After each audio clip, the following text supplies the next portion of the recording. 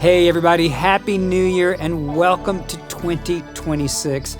I believe that God has some great plans for you and your songwriting this year, and it makes me very happy that Song Revolution is a part of your journey. We're taking January to create some great new episodes. We've got some great things coming up this year. But for this month, we wanted to bring out some of our best from 2025, so enjoy. So my guest today, I love to do these interviews, and my guest today is a dear friend of mine from way back. We go all the way back to 1988. He's been telling me before the show things that I don't even remember. I think those brain cells died. But we have 1/3 of the dynamic trio, Phillips, Craig, and Dean, here with us today. An incredible, nearly 30-year career, 4 Doves, I think, probably a bunch of other nominations and awards along the way. They've sung for millions, sold a couple of million albums, and it's just been a delight to watch their ministry and their career and to have with us today Dan Dean. What a delight to be with you. And the reason I remember some things you don't remember is probably because you were a big help to me back then, and you never forget people who give you a little lift on your ride forward, and you were that for me, and I really appreciate it. I've never forgotten it. Oh, thanks, Dan. It was kind of an intersection in my life, as I'd been with the Gaithers, and then it became Star Song, and I was with them for about 7 years. But about the time we were becoming friends and talking about your music, you and Randy and Sean were all solo artists kicking around, trying to figure out what to do. I loved all of you guys and just really appreciated what you were doing. But right when the Phillips, Craig, and Dean deal was being signed with Star Song, I left. Yes, you did. I wound up at Integrity Music, but yeah, you went to the publishing side, as I recall. Is that right? Yeah, more so. And I remember that I got one little credit on your first album. I remember looking at it on the J card. No, people don't even know what J cards anymore. Not anymore. And the cassette tape, and I'm like, there I am. And so, anyway, it's been just an awesome thing to watch you guys just skyrocket all these years. Well, it's been a great ride, and thanks to you from myself personally, because you reached out to me when I had that first little solo project in 1988. It was a cassette. Do you remember those? I don't even think I ever got CDs with that. It was just a cassette tape, and by the time I'd reached the cover, I was out of money. So the cover itself was horrible. And somehow you overlooked all of that and reached out to me and said, there's some really great songs on here. What are you doing with those? And I had no idea. About anything about publishing. And you helped me get a couple cuts, for which I'm grateful. I remember that. I do remember that. Now, a Cathedral Quartet cut. Isn't that great? And they were so great, so iconic. So, and now you're back with a new solo record that we'll wait. Let's don't talk about that just yet. But do you remember any of the songs from your very first cassette? Oh, absolutely. Yeah, I remember a whole lot of them. He Saw What I Could Be was the Cathedral cut. My Turn to Give, you got me a cut with somebody on that one, and a song called The Letter. That's the one that I remember. And amazingly enough, there was a song on that project called He Won't Give Up Easy. I don't know if you remember that. But that song actually is on the new project that I just released. I love it. Oh, hello. Tell him I'm busy. I'm so sorry about that. Just tell them, no, we're going to leave that in the show. So just to show it happens to the best of us. Anyway, that song has made it onto this new project. Gordon Mote was one of the producers, and I let him hear the song. He said, I think we need to do that again. So we re-recorded it. Now, do you remember, could you sing a chorus of The Letter? That was the song he that whispers, yeah. Come to me if you're weak and laden down. He whispers, I will always give you rest. You remember that? I do. I love to touch the pages with my fingers. Mm-hmm. It was a beautiful song. I didn't write that one, but it caught my my attention. producer at the time, a guy named Nate Sabin out of Minneapolis. Absolutely, yeah. He and a friend wrote that, and it was piano and vocal was all it was on the project, and it turned out really great. Well, that was the song that really caught my ear back in the day, and hey, it led to some great things off of that record. And how many have you done with Phillips, Craig, and Dean since? Do you even know? I want to say 14 studio albums, not including like our Christmas and special project albums. We did a hymns project. It's been an amazing ride. You said 33 years. It's 30 years. We actually started our 33rd year. Our first time to sing was October of 1991. And our first album was released in, I want to say it was June of 92. And unlike a lot of groups, we had not sang together a handful of times when we went into the studio. It was like we were creating our sound on the first album, and I think if you listen to the first album and 2 or 3 later, it's like, okay, they finally locked in. Right, they figured it out. We didn't really know what we were doing, just trying to develop a sound. And I do remember when we recorded our first 3 demos, we each had a song that we'd written that we went into a little studio and laid down some very basic demo tracks. And I took the cassette home to my wife, and we sat out in the van in the driveway listening. And one of the songs was a song called Midnight Oil, which went on our first album. And I remember my wife and I said, there's really something special about that harmony. It just feels like we're brothers or something. And sure enough, the harmony is what I think made Phillips, Craig, and Dean likable to a lot of people. And it's been a great ride. It has been, and so many iconic songs along the way. What songs you just pulled out Midnight Oil, but what other 2 or 3 songs would you say? Revelation song stayed at number 1 for so long for you guys, and really has probably been the most iconic, I would say, out of the repertoire. But I've loved so many along the way. What are 2 or 3 of your faves? Well, it's the ones I've written, of course. Of course, yeah.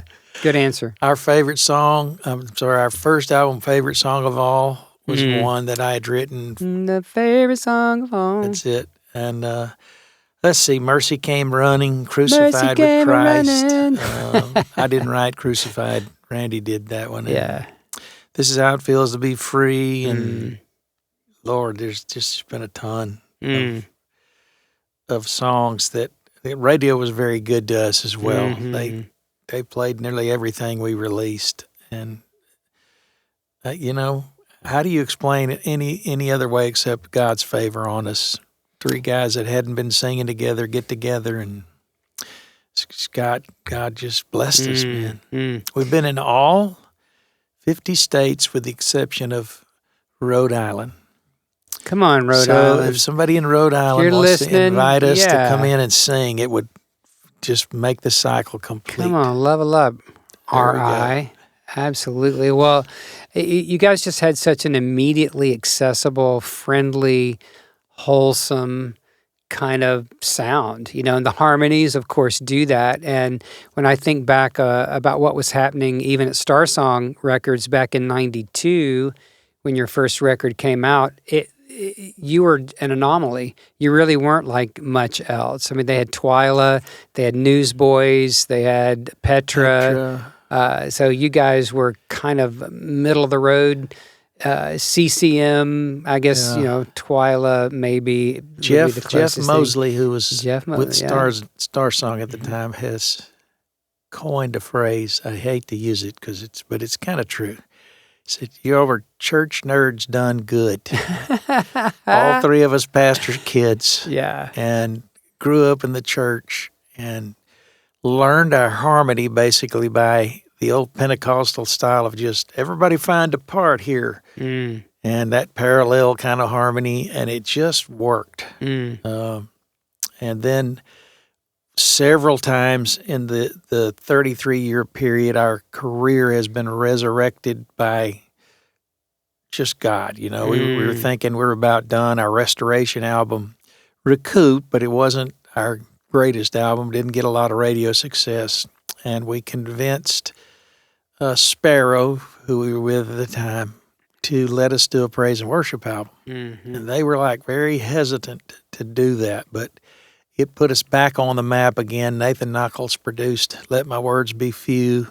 Great. That was a number one song for us, and we were back in it again. And then about the time we're thinking, okay, we're about done, Bernie Herms comes along and he does the Fearless album, and we have Revelation song, and it's like God just breathes life into us on occasion, just to make sure we're still in love with doing what we're doing. Right. How do you stay in love? Singing the same songs. I know you guys have all been lead pastors for all these years. You've never given up local church ministry. Kudos for you guys. That must have been very difficult at times, but how do you keep it fresh when you sing the same songs over and over? Well, we've had, when you're out singing these songs, we've had to come to the realization, especially at this point in our career, that people want to hear the songs they remember you by. And you want to pull out a new song and nobody wants to hear the new. They want to hear, I want to hear Crucified with Christ, or When God Ran, or, some of these songs that have done really well. And the one thing that helps us a lot is we're not on the road a lot anymore. With Randy and Sean still being lead pastors, I stepped down 5 years ago, which has given me the time to do this solo project. But we're not on the road a ton, so when we do go out, it's refreshing to us to be in front of a live audience and get to sing these hits. If I go and see the Eagles, I don't want to hear something off a new album. I want to hear their hits. Totally. So we've come to the realization and embraced that. And to see people still respond and be moved by the songs that have covered all these albums, it's a real blessing. Yeah. And I will be honest, a lot of times we get more blessed than the people we're singing to.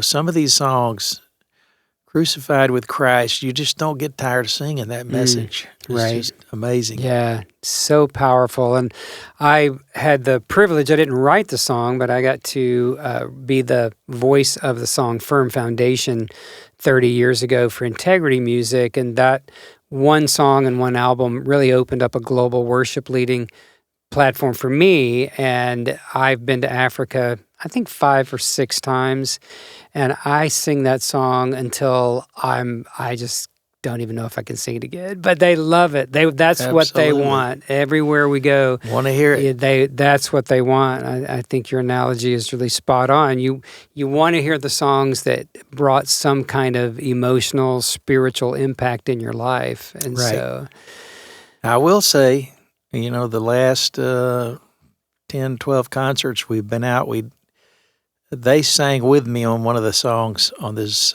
new project, and they've been gracious enough to say, "Oh, Dan has a new album. We're going to sing it now." And so I've been singing the song "Traveling Light," which is the first cut on this album. Yeah, and the harmonies is great on that song. So you're not ditching the guys. You're going to hang in there. No, that's was never a consideration. I went to them and said, "Hey, I got this extra time. I got songs. What do you think about this?" And they gave me their blessing. And I told them my priority is still always going to be Phillips, Craig, and Dean.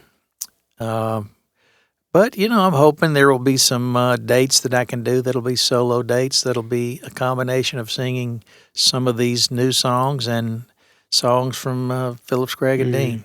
Awesome. I have one this coming Sunday that I'll be singing at a church, and I'll do a little of both. That's great. Well, Dan, let's take a quick break, and then I want to come back and just really dig down into some of the songs on the new record, More, produced by Gordon Mote and Jason Webb. And great sounding record. I've been listening to it all morning, and it has great feel, great songs, of course. So as a song guy, let's dig into that in just a moment, all right? Great.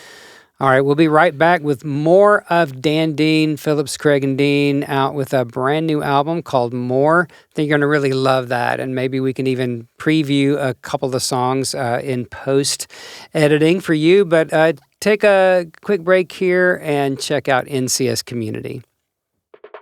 What would it feel like to have 52 weeks of access to the right people in Nashville? People who've been making music for decades. People who can answer every question that you have about what pro-level music making is all about. Well, you can get that and more by joining NCS Community. Our community is a group of worldwide dedicated Christian songwriters who want what you want, to glorify God with your gifts and to get your music out there. I hope that you'll consider joining NCS Community today.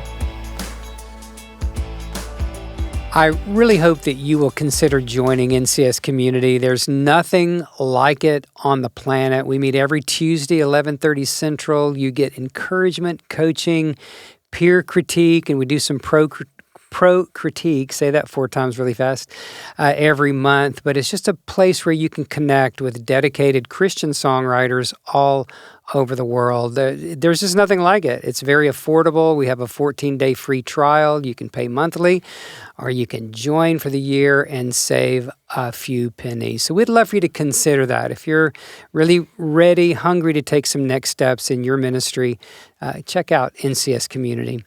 Well, I'm back with Dan Dean, my old buddy from Phillips, Craig and Dean, out with a new album called More. We're very excited to hear about that. And in the break, we were having some conversation. It made me think about the fact that none of us got into this on our own, right? I mean, we're all standing on someone's shoulders, and the decisions that they made in their lives. I think about the Gaithers, so much of what I teach and so much of the success in my career. I'm 43 years in Christian music this year. Really, I learned from them, the way that they mentored and coached me and opened doors for me. But it was really their faith and their story, their faithfulness that really made it possible for me and who knows how many people to fulfill our calling. And I know that you have a story about your dad and going all the way back to the original Cassette for a Dream. So why don't you unpack a little of that for us? Yeah, my father was a World War II veteran, shot 3 times during the war. And he was, when he went into the war as a paratrooper, tried to get in early, and they wouldn't let him because of his age, but because everybody back then was joining the Army to go fight in World War II. But he, when he got in, he went in as a paratrooper because they paid him $50 more a month, I think it was, not knowing what he was really getting into. But there's just a couple of stories that I'll bring out. The second time he got shot, he was in southern France, and he got shot through the stomach. It was a nasty wound, and he had, because they were paratroopers, they had no access to anything but morphine, and just for the pain, until they could get him to a hospital ship, which was, I think, the 4th or 5th day after he got shot. Gangrene had set in. Oh, my and gosh. It was a nasty situation. But there was a little French house, and this young 11, 12-year-old boy would come out during the day 3 or 4 times and give my dad a drink of water. And at the 50th anniversary, my dad went back. He went to and somehow found that little house in France where he had laid out in that barn, went up, knocked on the door, and this boy was now the man living in that house. They couldn't talk to each other, but they both wept. Stood there on the steps and wept, and of course the guy invited him in, and it was a surreal moment for my father, and unleashed just a flood of stories that he began to tell to us. But the real impactful story was 1944 December. They dropped into Belgium outside a little village called Mount Saint Jacques, and were making their way across this field. And they ran into an ambush. It was a row of machine gunners who all of a sudden just leveled their guns and started mowing them down, about 600 guys. And my father was at the far end of one of the lines. They dug down into the snow. It was very bitter cold, like high of 14 degrees. I don't know how these guys survived. But off to their flank, a German tank pulled out of a barn, lowered its barrel, and started dropping those huge shells down that long row of men.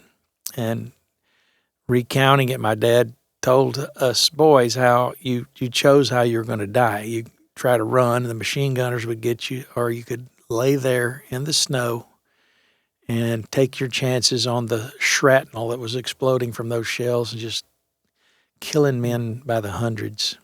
And that day he buried his head in the snow. He wasn't a Christian, and he prayed a prayer similar to this. He said, God, I don't know you. I don't profess that I know you, but I make this promise. If you'll get me home, I promise you this, the rest of my life will be yours. Mm. And somehow, out of all the hundreds of guys that got killed that day, he managed to survive. He did get shot. The guy next to him, he watched die, got shot through the lungs with shrapnel.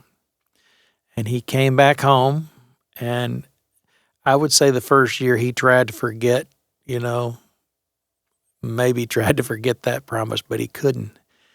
And so he gave his heart to the Lord, a little church, and at 30, entered into ministry. In 1967, I was the 7th grade. We moved to a military town, Fort Hood, Texas, and he began to serve veterans coming home from the Vietnam War, just loving them and telling them about Jesus. And I when he died, I looked in the back of his Bible, and he had written down the names of every GI that he had led to Christ during his 20-year span at that church, and it was over 2,000 names. It was incredible. Gosh. But the legacy goes, it's just unbelievable how God used him. He had 5 sons. All of those sons ended up in ministry. And at last count, there were 8 grandchildren that are in full-time ministry, and I think 2 great-grandchildren to this point that are in full-time ministry. So the power of one man's decision can impact generations. That's absolutely astounding. Unbelievable. Yeah, and all of the stories we'll never hear, all the ripples out from his life, not only including you guys, but all other things we'll never know till heaven. It's just fascinating. Absolutely. Well, thanks for sharing that. Why don't we talk, with that kind of as the backdrop, talk about your new album, More. I know we want to talk about that song, as well as the song that you have sung home with your son, Devin. You want to start with More? Let's start with More. I wrote that during COVID.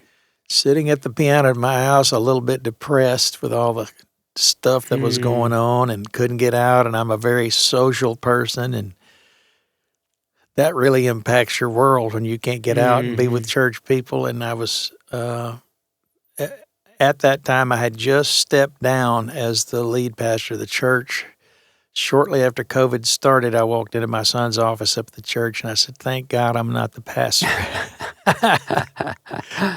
Thanks, Dad. Yeah. But I came home and wrote that song, and it's just a song that I hope will give people encouragement to know that God is walking with them no matter where they find themselves, and He's always got more than you need. And I had the privilege of having Emily Ann Roberts join me on this song, and Jason as well, and it put it over the top, I think, and I'm just really happy with the way it turned out. It's an incredible chorus. Can you? And sometimes it's hard to speak. He's got more the healing. Yeah. Got to get a little higher. He's got more healing than you got broken pieces. He's got more freedom than you've got chains. He's got more grace than your sins combined together. He's got more. It just kind of goes like Love that. Love it. Great. So, That's awesome. just talking about God always has more of what you need. Yeah. Tell us a little bit about Emily Ann and Jason, just so the audience Emily Ann knows I think she was on one of the episodes of The Voice and went quite far into competition. And her voice and her spirit, she's just an amazing writer. I say she has everything any artist would like to have. She's cute as a button. She's very talented, plays the guitar extremely well. She's a great songwriter, and above all else, she can sing the paint off the walls. She is so good. And if you haven't seen The Building, her official video of a song called The Building, it's amazing. I think she collaborated with Michael Farron on that song and maybe somebody else. And you're not going to go wrong with Michael. Amazing. Yeah. Oh, that's awesome. Yeah, she sounds great on the record. She's on Never Gets Old as well. That's somebody different. No, that's somebody different, but Emma Rose. Emma Rose is Scott Williamson's daughter. daughter. Of course, yeah. She's amazing too. That whole Williamson I predict family. she's going to end up on Broadway. I really do. I think she will. So I produced the Williamson family right before I left Star Song. Their very first the whole album, family's when incredible. they were all like tiny kids, so just amazing Scott story. played drums on about half of this project. Yeah. So he's an incredible drummer. Yeah. He's been on a lot of our Phillips, Craig and Dean projects as well. He's just he was just a kid. He's wonderful to work with. Awesome. So let's talk about your son, Devin, and the song Home. Devin is an incredibly talented musician, singer. People tell me he sounds a lot like me, and I would have to agree. We got the family thing going there, but has been the worship pastor at our church for a number of years now. And he sent me this song, "Tell Me What You Think About This, Dad," and I just fell in love with it immediately. It's kind of a Ben Rectorish kind of sounding song. And so when it came time to do the album, I said, "Do you mind if I put this on the project?" Of course, he was happy to do it. And I said, "Do you mind coming and singing with me on the song?" He said, "Happy to." So he's on this song with me doing the harmony, and he takes the second verse, and it's a delightful song about just the comforts of home. My favorite line is, "Leave the porch light on, for me, I'm coming home." It's a great song. And he just wrote it himself? Yeah. Yeah. All by himself. I need to introduce the two of you. Love it. Yeah. He needs to be a part of this. And bring it on. Awesome. But he's pastoring the church that you... No, that's my oldest son. Oh, okay. He's the worship pastor. Oh, okay. So, yeah, my oldest son came on as an intern at the church when he was 19 years old and had probably 3 or 4 opportunities to go elsewhere during that, get people call wanting to hire him, and he decided to stay. And so when it came time for me that I was ready to step down, the church said, "We think Dusty should be our pastor." And he's done fantastic. He was, he was probably 40 years old before that day came. He's maybe a little younger than that, but not much. And has done a fantastic job, doing a great job. That's fantastic. So do I understand that you wrote Mother of Boys for your mom? And that's Michael Farron with me on that, and Tony Woods. But yeah, I found when my last brother left home and my mother had the empty nest, I found this poem on the wall that she had written. And the inspiration for this song came from that poem. Of course, I had to try to change it from her point of view to my point of view as a son. And I can't hardly, I would say I would recite the words of the poem she wrote, but I can never do it without breaking down. I cry every time I read the poem. But my mother devoted her life to her boys. She really did. She laid down her life to ensure that her kids got everything they needed. And it was, I found out later when my wife became a mother and she decided to stay home to raise her kids, that it's, in a lot of ways, it's probably a lot easier to go to work and drop them off somewhere, because it's a job to raise kids. But my mother was fantastic, and so I think it's appropriate. There's really two songs on this album that kind of are a reflection of my mother. There's another song called Never Gets Old that I watched my mother go through these different seasons of her life.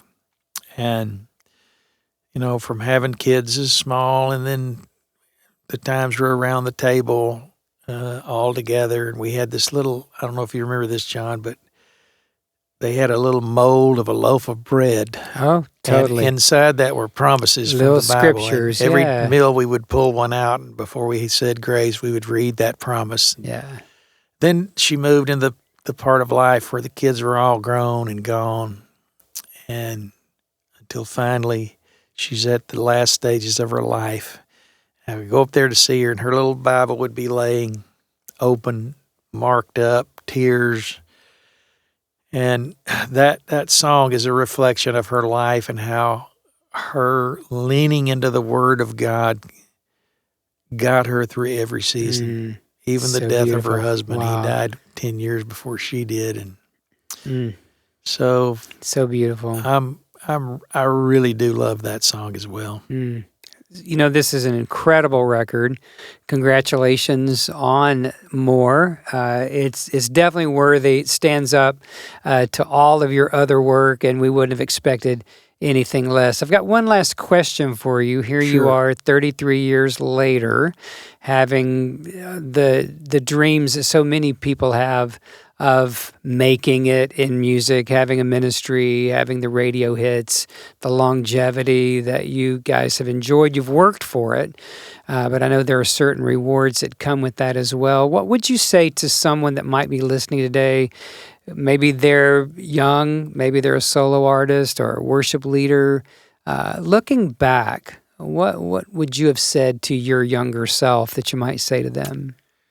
Well, I think one of the things that I can look back and say, this is what carried me when I didn't think I was ever going to make it, and that is, in my heart, I would go anywhere they would ask me to sing. And I was on staff at a local church, and I really wanted my craft that I felt like God had blessed me with to bless my church first. In fact, they were my testing soundboard. I would go out, I'd write a new song, go out, and we would sing it, or I'd have somebody sing it. I didn't always have to sing it, and if it really went well, I'd mention the fact that I had written it. If it didn't go so well, put it back in the file. Oops, nope.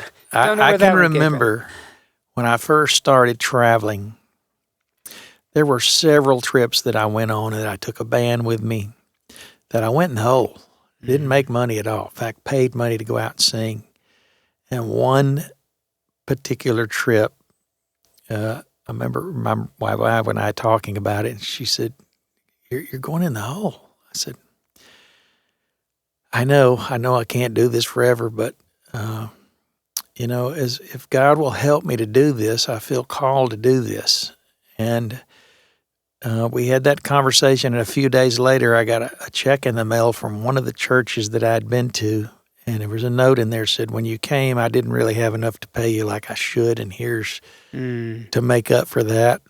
And I think I would just tell anybody out there, it sounds trite, and I know probably if people have heard it, but bloom where you're planted.